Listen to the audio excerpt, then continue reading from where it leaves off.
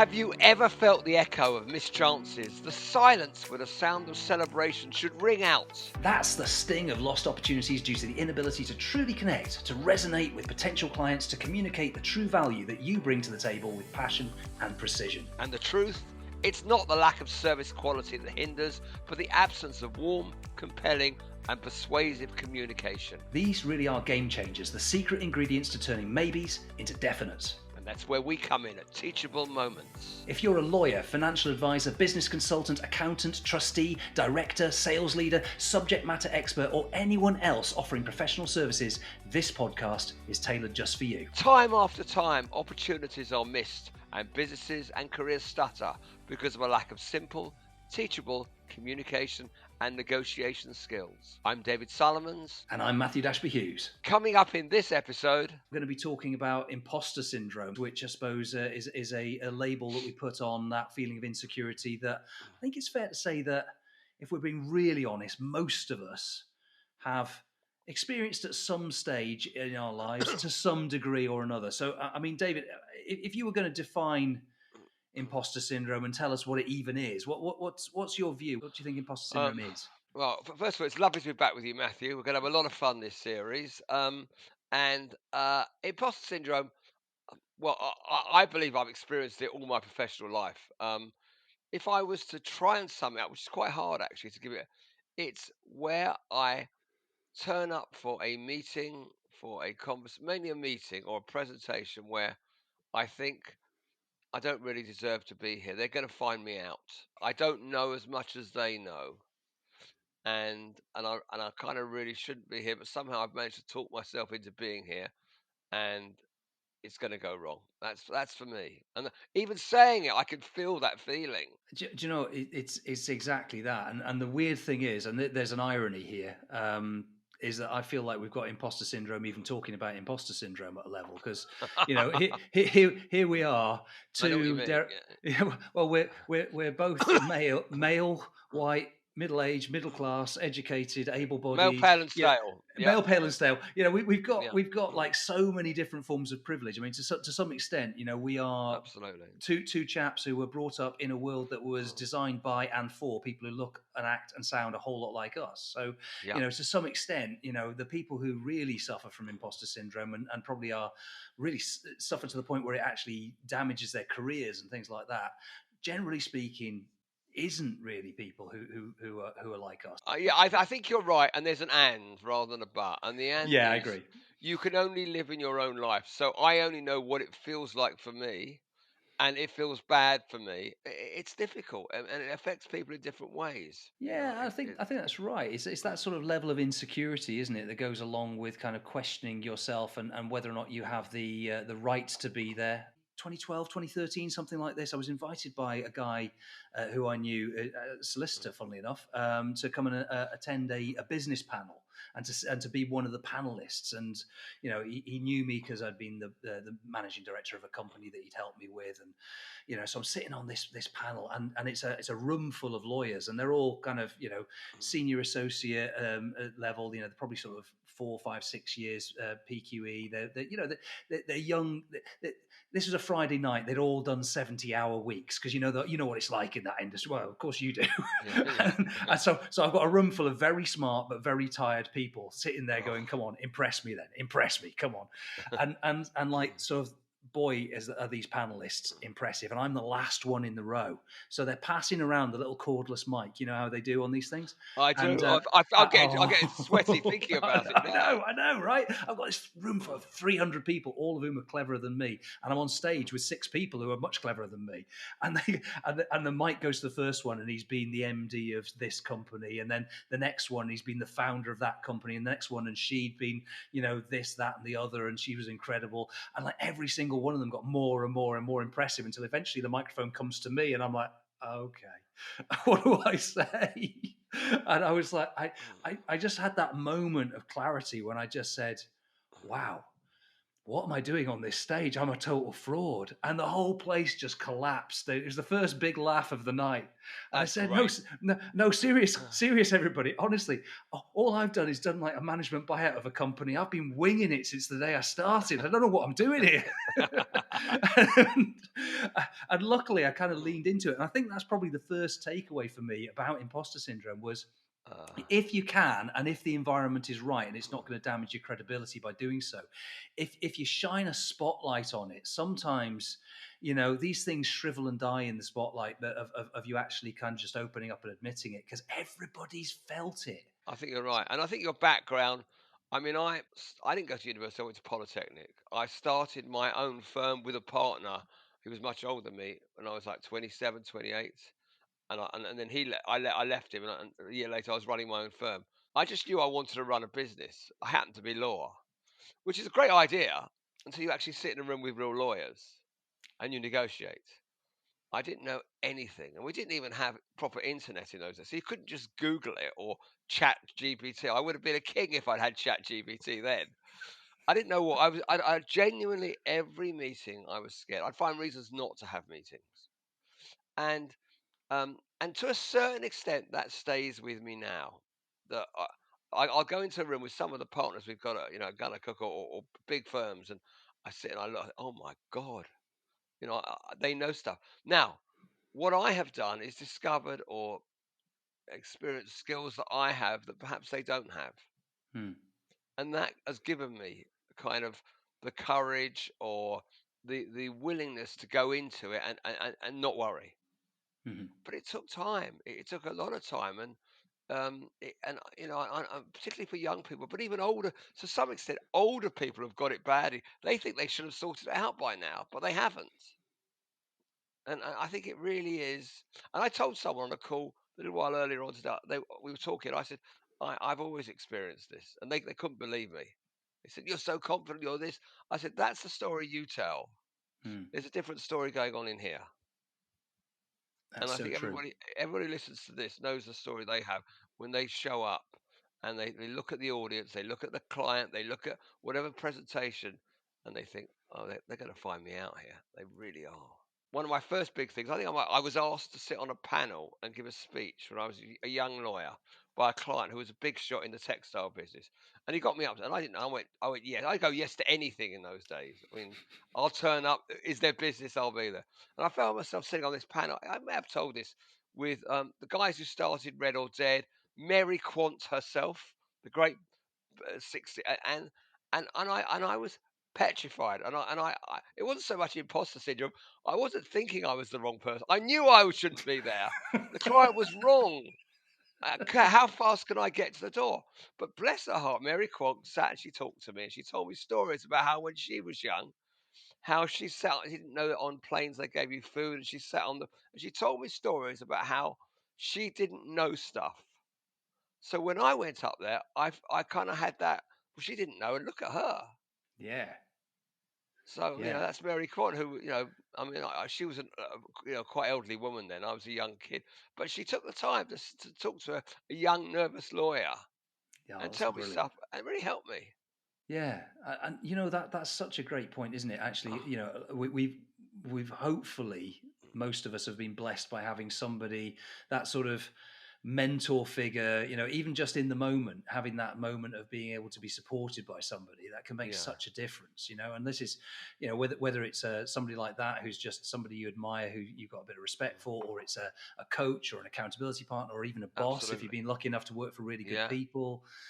Whoever it is, somebody somewhere has taken us under their wing in the yeah, moment, and that's really yeah. helps. But it's interesting for those people who maybe don't have that, or who kind of suffer with it at a really crippling level. One of the things that's a really interesting manifestation of this, and I see it a lot more with my female clients than my male clients, is that as men generally, and this is one of those sweeping generalizations that I will probably live to regret, but men generally speaking are much happier about bullshitting a little. And forgive if you'll forgive the phrase. I've heard that. They Yeah, they're happier to kind of big themselves up a little bit and even believe their own hype at a level. So it's like this well celebrated thing of, and I don't mean celebrated in a positive way, that if a man sees a job advert and he can do maybe two or three of the things out of the 10 that are on the list, he'll go, nailed on, that's for me, I'm going to apply. Whereas if the same well qualified lady looks at the list and can only do three of the things, she'll go, that's not for me, I can't do that. And I don't know how much of that is down to the society or the way that upbringing or whatever, but it's definitely a problem. It's definitely a problem for a lot of people, and it's a hard one to address. It is. I spoke to a lot of women about this, and it plays out. So, um, I may have told this. The great storyteller who tells us, who teaches people in business and also in life how to tell stories. And he said, with women, most women, you have to tell them and work on them that what they have to tell the world is really important, and the world needs to hear it. And they're doing them and the world a disservice by not delivering it. With every man, you have to try and convince him that not every word that comes out of his mouth is something people have to listen to. And he tells it just like that, beautifully. And I think, So, it's so. And also there are, and we have to be careful talking about this on this sense because, but I spoke to a lot of women about this subject because it's something I'm fascinated by. That I spoke, what's yesterday, to, I'm not going to say who it was, to a top partner at Gunnercooke, and I asked her how she dealt with it previously, and she told me when she was younger, and she's a very good lawyer. She told her female team, if you want to get your thoughts and your decisions through, convince the senior man in the meeting that the ideas are his, and that's wow. how you'll get. And I felt very sad. I said to her, I feel so sad hearing that. That someone like you, who's like tip top, that's the way you had to survive. And I hear that kind of story a lot. So I Mm. think it's not a small thing. And the thing is, I mean, from my side now, I'm going to go really selfish here. I'm going to say that a huge percentage of, if I have ever been successful at anything I've done in my life, it's usually because I've been smart enough. If in the one way that I probably have been smart is I've surrounded myself with really good people and let them get on with doing their jobs. Whenever I've had a high functioning team, it has always, without exception, been a diverse team. And I mean diverse in terms of gender, certainly, Yeah, socioeconomic background, because that's a huge one. absolutely. Actually, people who see the world through different eyes and different Yeah. lenses and bring different experience to the table. And if you can't build a Mm. team out of different people and have different viewpoints actually properly articulated and with an actual voice, rather than it's just simply the loudest and usually deepest voice in the room getting to speak, then you don't have the benefit of that team. You don't have that 1+1 = 3 effect that you get from having Absolutely. the whole being greater than the sum of its parts. And frankly, it's self sabotage to have anything less than that. And so, very selfishly, for really good selfish reasons, you've got to have that diversity. And frankly, if imposter syndrome is a thing and it does hold people back, and particularly holds back women, I think it's something we've got to overcome. Oh, no question. I mean, on a day, I was pitching for a client today, and the client then wrote a list of questions to me. I thought I can't answer this, so I sent it to someone who can, and they wrote a really really good email. And I just know. So as you get older, hopefully you'll learn what you bring to the table. And here's the thing: if you're at the table, you didn't get there by luck.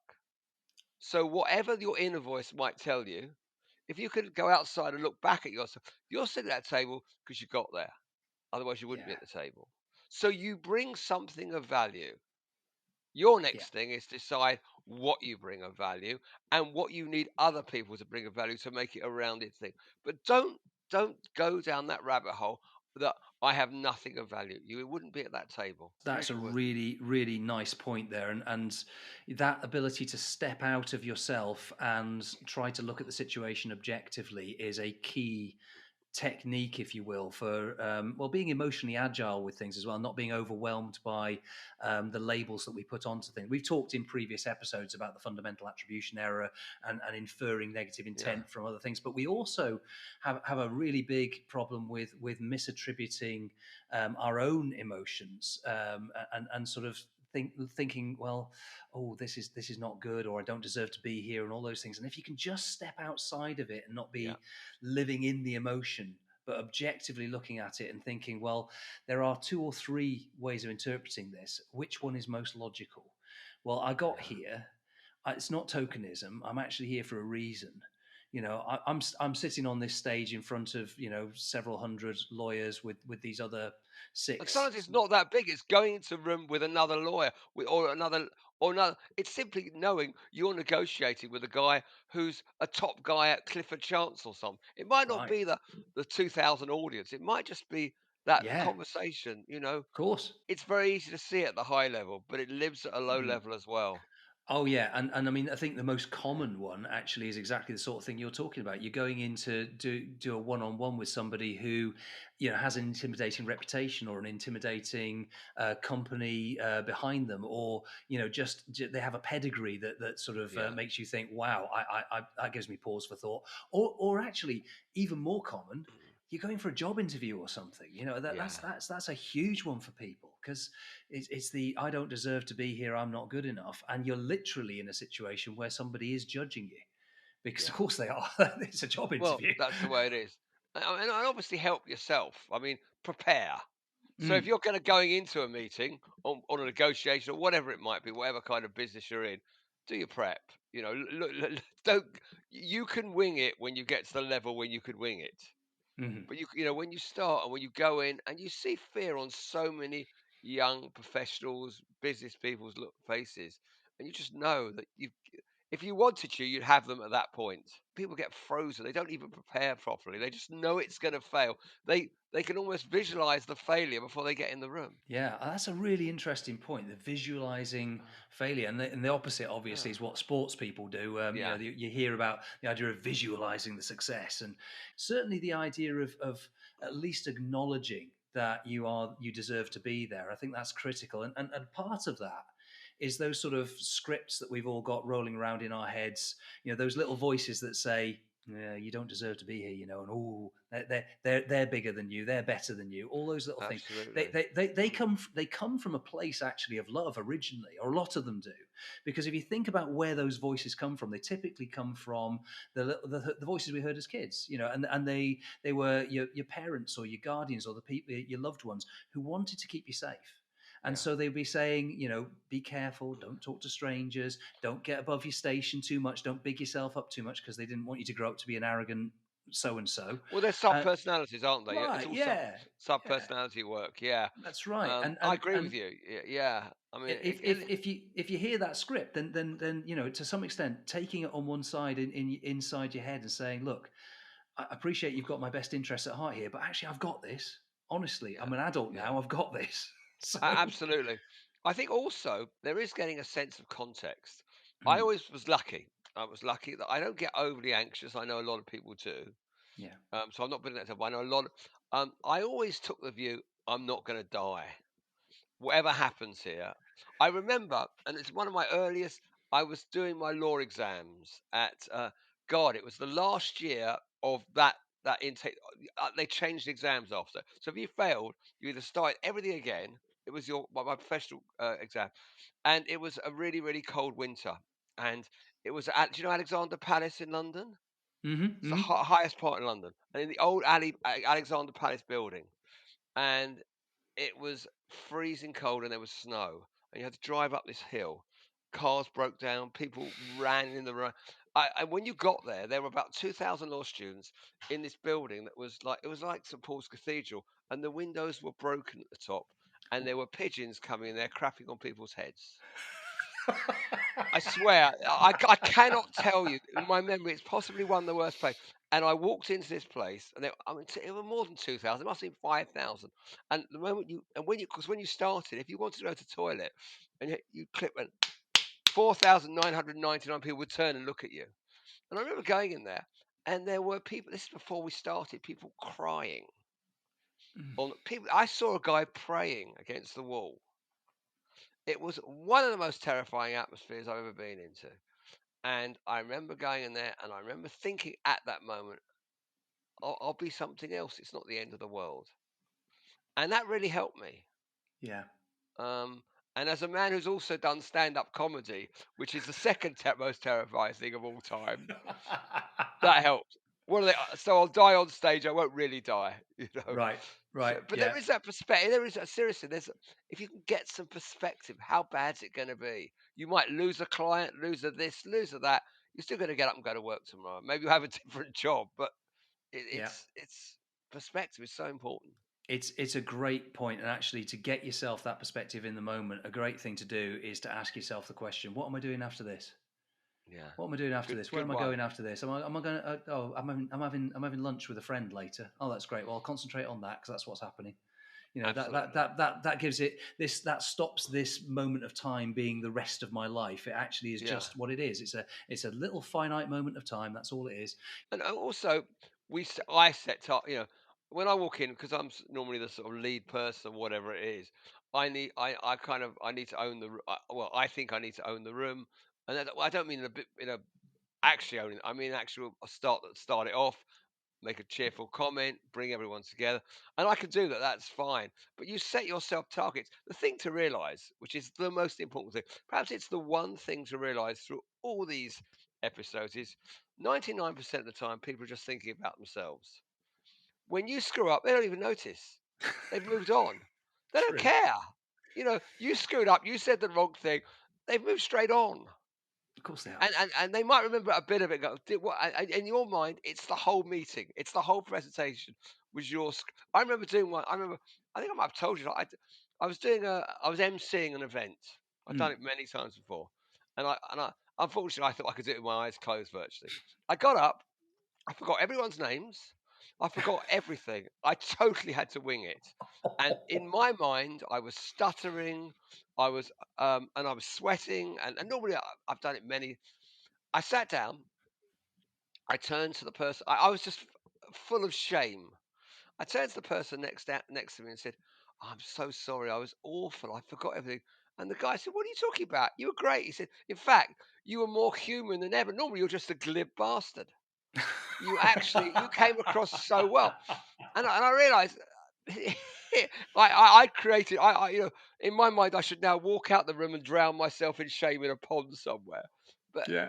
people just it's all in your most of it is in your mind. It really is. Of course it is. Of course it is. And that point, of just having that humanity and that human connection, because it's an almost universal experience of kind of whether you call it imposter syndrome or it's just a label for that sort of anxiety around your worthiness or whatever. Yeah. Because everybody, well, with the possible exception of narcissists, yeah, Well, if you're a everybody. sociopath, you won't have it. Yeah, I mean, yeah, yeah, exactly. Yeah. So if you 'cause haven't experienced imposter syndrome, then you should yeah, probably check yourself into the yeah. nearest facility We for dealing yeah with. we have a different episode for you. Yeah, yeah. Yeah, that's right. But you're Yes. quite right. If you haven't, and of course, some people might not identify it as imposter syndrome, but whatever you Mm, call it, that yeah. fear of not being good enough, that's where things like fear of, um, the highest fear everyone has is public speaking. Mm. I mean, in lists of fears, it's above dying. Which, as I think it was Jerry Seinfeld said, which means that at the funeral you would rather be in the coffin than give the eulogy. But why is it? Because you're exposed. It's the Mm, classic form of standing up and people going, he doesn't know what he's talking about. yeah. It's like the emperor's clothes. Right. That's why that's what I believe. That's why publicity is that high because there's nowhere to go. You've Yeah. been found, even though the people in the audience miss the fact you're exposed and are thinking about the next speech. It is. It's those things about being naked in public. I mean, that's why it's Absolutely. it's a big fear dream, isn't it? So yeah, Yeah. no, you're absolutely. The interesting thing is with I suppose the positive side of imposter syndrome, if one can even say that it has a positive side, is that in some respects, when you look at people who are successful, a great formula for self motivation can sometimes be number one, having a voice of somebody you truly respect, who believes in you and sees something in you that you don't. But another really helpful part of that formula can have that sort of doubtful naysayer who actually is just somebody you want to prove wrong.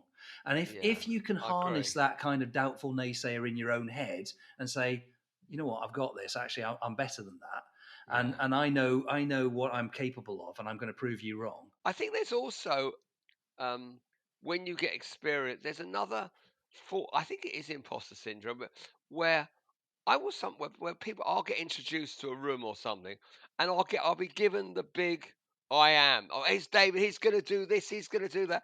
And a part of me thinks, I don't know who you think I am. I can't do that. It's not thinking I don't deserve to be in the room. I'm not the person in the room you think I am. That's right. Do you know what I Yeah. mean? That kind of, oh my goodness, David's he's gonna do, it's gonna be wheels and bubbles and unicorns, and I'm just Yeah. standing there going, well, everybody, I'm kind of glad you turned up. It's like, what do you want from me? And I Right. think that's kind of, so there's like not deserving to be there, and then not believing you're as good as you think everyone else thinks you are. That's Yeah. another one. Indeed, and again, that goes back to that attribution error. It's you're projecting your own Yeah, it's insecurities all projection. into. Yeah, of Yeah, course it is. Yeah, yeah. and it's perfectly natural in that sense. But I think I'm very conscious, believe it or not. As always with our conversations, we're just getting going, and suddenly we're sort of coming really close to Oh time. God, then we've got to move to takeaways, haven't we? We Yeah, have. We need to give people some key takeaways here. So, yeah. based on our conversation, then, how would you wrap up and round up some of Well, the key takeaways there? first takeaway is, well, there I've got a few, and you could reduce them because you're much better at doing that than I am. You know how to kill my darling, so you can do that. Well, first prep is do prepare. Yeah. Don't hamstring yourself. Secondly, remember you deserve. If you weren't there, you wouldn't be there. Hmm. Simply, you deserve to be there. Third, the sun's, as you said, the sun's still going to shine tomorrow. However bad it seems in this moment, it's never going to be that bad. And four, everybody's thinking about themselves, Hmm. really. And there are Yeah. my four big ones, really. I think But they're you, really, yeah, yeah, those are powerful. I agree with all of those. Absolutely spot on. I think the other thing is to remember that the voice that you're hearing in your head that is telling you you're not good enough or you're not enough or that somebody else is somehow better or more than you is coming from a place that belongs in your past, and you can't yeah, change the past, so stop living there. yeah, Let's listen to a voice from your future. Listen to the voice of the person you want to be in yeah. 5 years, 10 years time, because that voice is going to have more self-assuredness. It's going to have more confidence. It's going to have more calmness, and frankly, that's the one that's going to pull you into the future rather than anchor you in the past. So listen to Absolutely. that voice, because make that voice the CEO of your inner boardroom, because that's I, the one that will pull you forward. I like that. I do like that. And the one is you deserve to be at this meeting or prep. Either you were asked, or B, you had the power to set this up and make it happen. Either way, you prove you deserve to be here. And from one imposter to another, two blokes talking about, you know, No, I'm talking the about imposter. things. Yeah. And It's and, been and, and go just on. one. Well, I know because this is, and I mean, this is a real feeling one. This talk to people about it. Find your peers, persuade them to talk about it in a one-to-one in a pub or in a restaurant. Talk about it because you'll find that everybody's got it, whether they tell you or not. Oh God, that's such. Do you Really. know what? I can't believe we nearly missed that one. That's probably the most important one because yeah, ultimately these kinds of feelings do not survive in the sunlight. And the Yeah. sunlight is when you I like talk about it. It's when you realize this is a shared human experience and that everybody normal experiences it. And that if that's the case, well, you can harness it. You can turn it Yeah. into something positive for yourself. Yeah. Turn it into that naysaying voice that you can prove wrong. We want to hear from you too, so hit the like button and leave us a review, and please share with your friends and colleagues. Make sure you take action and warm those pitches up. And don't forget to be here next time. We have more tips and tools that you won't want to miss. So subscribe now and stay informed. And we'll see you next time.